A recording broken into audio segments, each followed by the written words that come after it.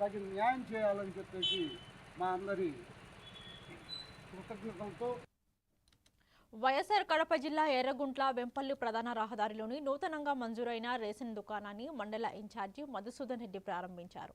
ప్రజా పంపిణీ వ్యవస్థను మరింత సమర్థవంతంగా ప్రజలకు చేరువ చేయడమే ప్రభుత్వ లక్ష్యమని ఆయన పేర్కొన్నారు.